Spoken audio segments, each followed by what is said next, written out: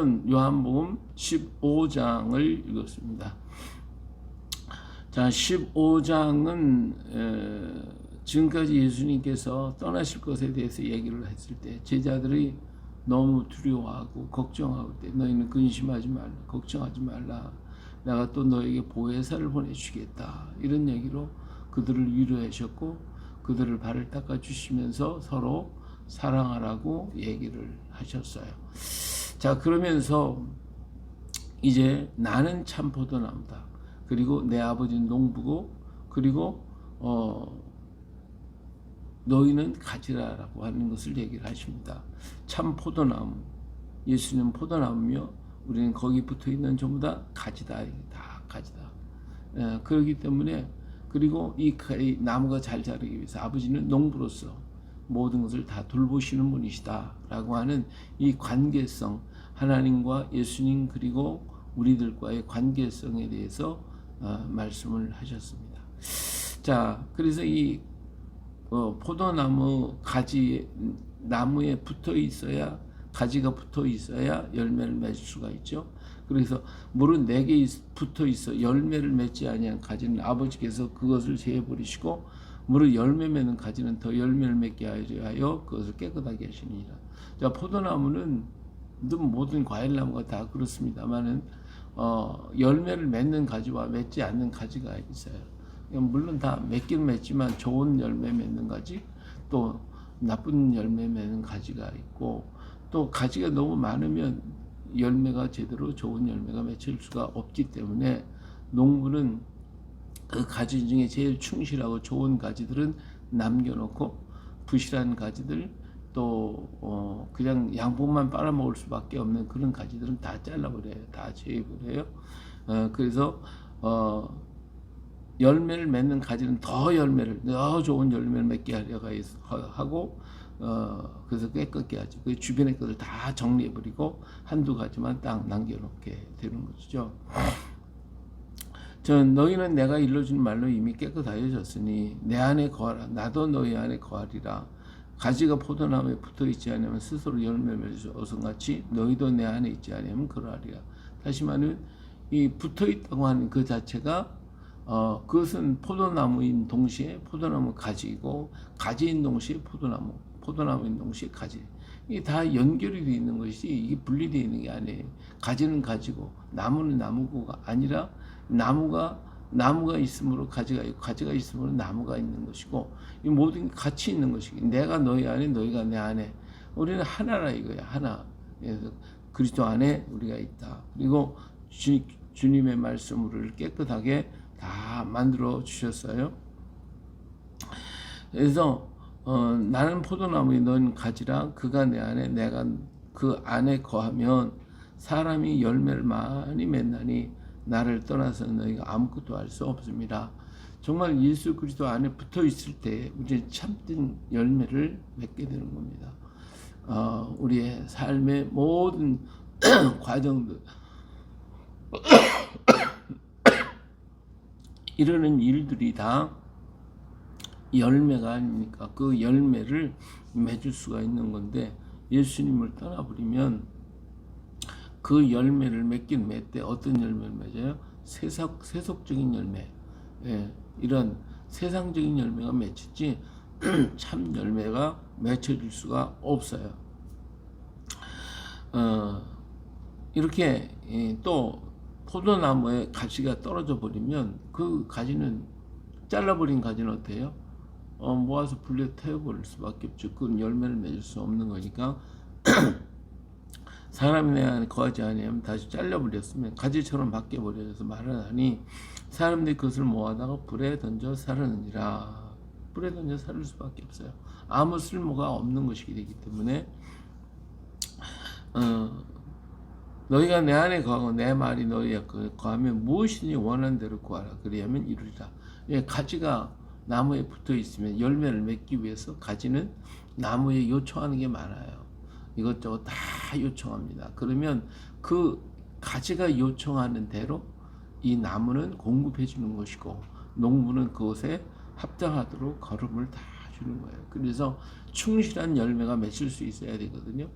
거름이 시원치 않으면 그럼 나무 자체가 좀 약해져 버리겠죠. 또 만약에 가지가 달라는 것을 나무가 못 준다고 그러면 열매를 맺힐 수가 없겠죠.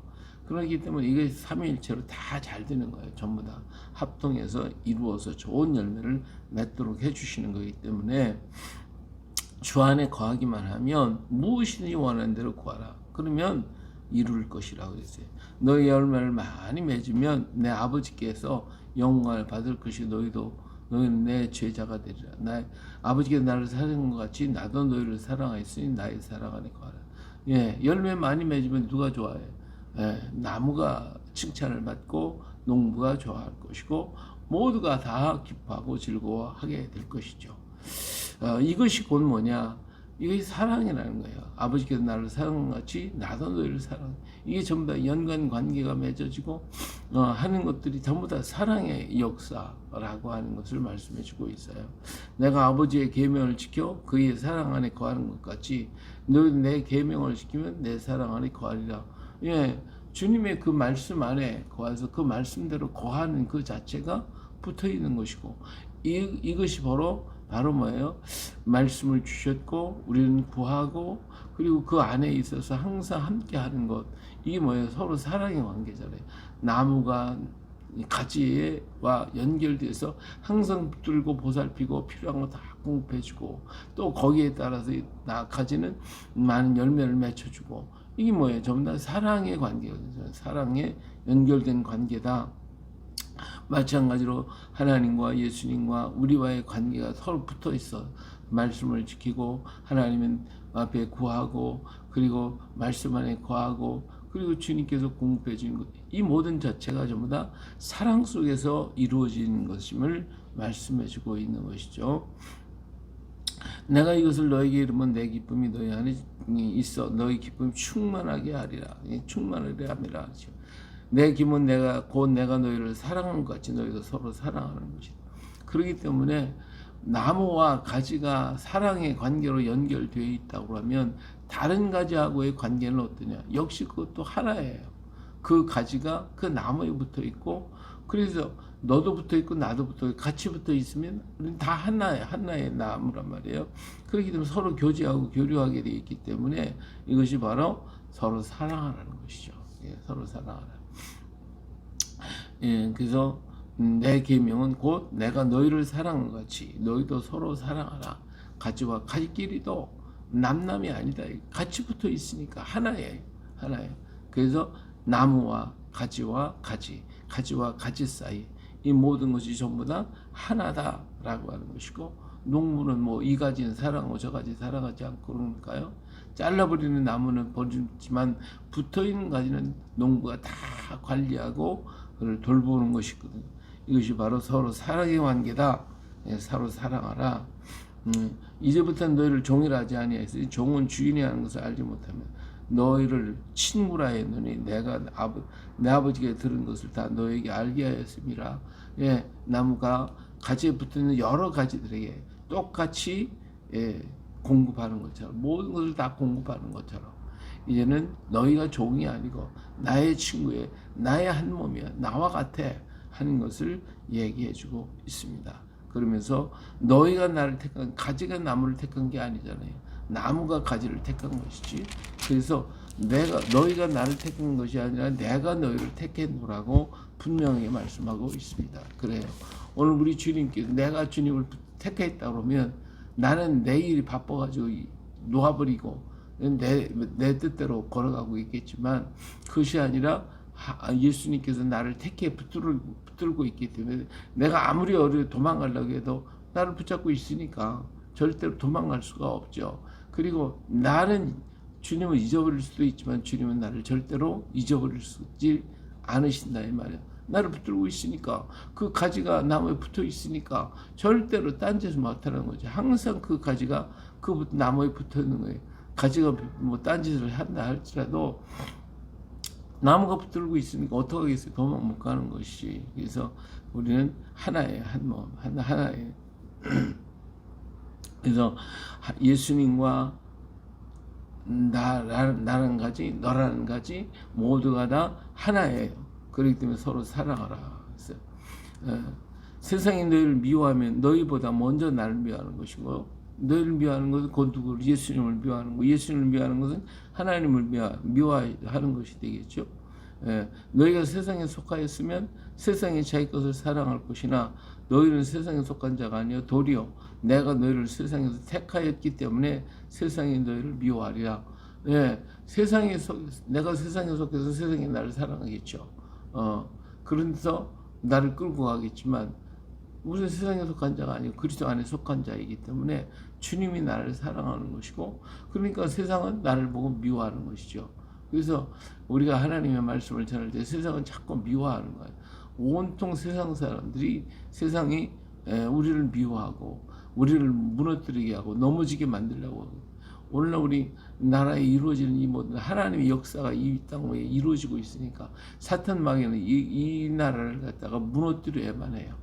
이 땅을 갖다가 없애버려야 되고 이 민족을 하나님을 뽑아버려요. 그렇기 때문에 옛날부터 이 우리 속에 있는 하나님의 그 생각, 하나님과의 관계성을 없애버리기 위해서 얼마나 많이 노력을 했는지 몰라요. 일본이 와서 우리나라에 하나님 다 뽑아요. 우리 한글 속에 있는 천지인의 천 하나님이신데 하나님 뽑아버려서 오늘 쓰지도 않고 있잖아요. 예, 우리 민족 속에 있는 하나님에 대한 그 생각을 지워버리기 위해서 이렇게 불교 또 유교 인본주의 이런 것들로 와서 전부 인본주의적인 것들이 와가지고 하나님에 대한 그 사상을 뺏어버리고 무너지게 만들려고 그래요. 그래서 계속해서 역사하고 있습니다. 오늘날 우리가 교회가 부흥되니까 교회를 핍박하고 인본주의 사상이 자꾸 들어오고 인간 중심 사상이 자꾸 들어와서 이렇게 교회를 불련시키고 새로운 현대적인 그 신학 이단적인 그리고 사탄의 신학이 자꾸 들어와가지고 우리를 갖다가 우리 속에서 하나님과 멀어지게 하고 하나님을 뺏어버리려고 하는 이러한 일들이 얼마나 많은지 몰라요. 교회에 돌아와가지고 믿음 생활을 목회를 하면서도 이 사상에 물든 사람들이 또 얼마나 많은지 모릅니다. 그렇기 때문에 사탄은 어떻게 하든지 우리와 예수님과 하나님과의 관계를 자꾸 멀어지게 하고 없애버리고 인간 중심의 사상을 놓으려고 한다 이 말이에요. 오늘 우리가 여기서 속아서는 안 됩니다. 세상이 우리를 아무리 미워하고 우리를 시기하고 질투해갖고 우리를 넘어뜨리려고 해도 우리 넘어지는 자가 아니다. 우리는 오직 예수님만 붙들고 있다. 우리 하나님만을 바라보고 있다. 할렐루야. 그렇기 때문에 흔들림 없이 우리는 가야 되는 거예요. 세상이 아무리 미워하고 세상이 아무리 유혹해도 우리는 좌우 돌아보지 말고 오직 주님만 바라보고 걸어가야 할 줄로 믿습니다. 오늘 우리 정치상의 모든 것들도 보면 하나님 없는 세계로 끌고 가려고 얼마나 노력하는지 몰라요. 여기에 또 이것도 모르고 목회자들이 여기에 물들어가지고 같이 가려고 하고 있어요. 이거 어리석음에서 벗어나야 됩니다. 우리가 가야 할 것은 오직 주님밖에 없어요. 예수님 바라보고 하나님 바라보고 말씀에 구하고 말씀만을 바라보며 나아가야 합니다. 그때 바로 승리가 있게 되는 거예요. 그때 바로 우리가 많은 열매를 맺게 되는 거예요.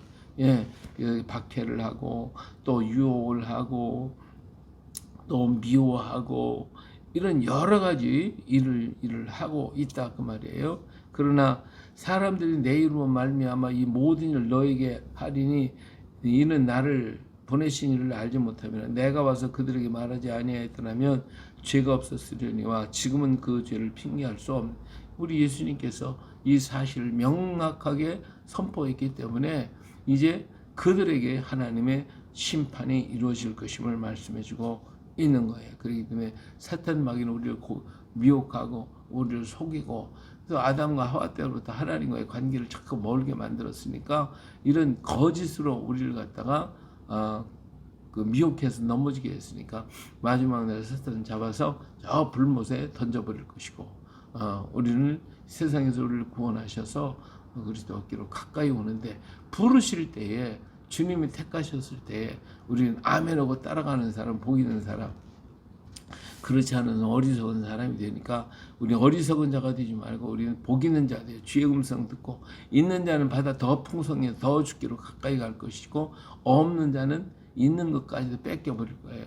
키우다가 까불르다 보면 쭉 정리는 밖으로 떨어져 자꾸 밖으로 나가고 까부르면 까부를수록 알곡은 안쪽으로 들어오듯이 오늘 우리가 바로 그러한 자가 되어야 돼요. 주의 음성을 들을 때마다 또 주와 핍박이 일어나고 주변에 환란이 여러 가지 혼란하는 것들이 일어나고 이단과 사탄의 역사들이 아무리 많이 일어난다 할지라도 있는 자는 자꾸 주의 품 안으로 가까이 다가와서 있는 자가 되고 풍성한 자가 되겠지만 없는 자는 그런 미혹에 다 빠져가지고 이리 빠지고 저리 빠지고 다 해서 밖으로 다 떨어져 나가게 될 것입니다. 마지막 때 이 혼란이 더 깊어질수록 오늘 우리는 주님이 오실 것을 더 기억하고 기뻐하며 주께로 더 가까이 다가가서 큰 승리의 역사를 이루어야 할 것입니다. 오늘 2024년 마지막 날 그동안 우리의 신앙이 부족했어도 이제 새해는 더 주님께 가까이 가고 세상은 그러한 우리를 더 미워해가지고 어떻게 하든 우리를 넘어지게 하고 실망하고 좌절하게 만들려고 역사하겠죠. 그러나 최후의 승리는 주님의 것입니다. 우리 주께서 이기셨습니다. 우리는 그러기 때문에 이길 것입니다. 우리는 주님만 따라가며 이기게 되어 있습니다. 그러니까 흔들림 없이 좌우 바라보지 말고 오직 예수님만 바라보고 끝까지 나는 가지다. 주님께 붙어있는 가지다. 그러기 때문에 흔들림이 없다 하고 믿음으로 걸어가서 2025년에는 놀라운 승리, 정말 하나님의 역사, 세상 만민들이 이 나라를 바라보고 이야 저 나라가 정말 저렇게 정말 우리가 볼 때는 뭐 그냥 줄타는 것 같고 결국 무너질 것 같은데 저 나라 저렇게 섰구나. 정말 하나님의 보호하사 대한민국이 일어섰구나. 이걸 보고서 세상이 놀라게 될 것이고 그들이 시기가 나고 질투가 나서 우리도 빨리 예수님 믿어야겠다. 그 하나님 믿어야겠다. 우리 선교사들을 받아들이겠다. 해서 도시마다 마을마다 이런 역사, 예수 그리스도의 이름이 전파되는 역사가 25년부터 이루어질 줄로 믿습니다. 이 믿음 가지고 강하고 담대하게 나아갈 수 있기를 주의 이름으로 축원합니다. 아멘.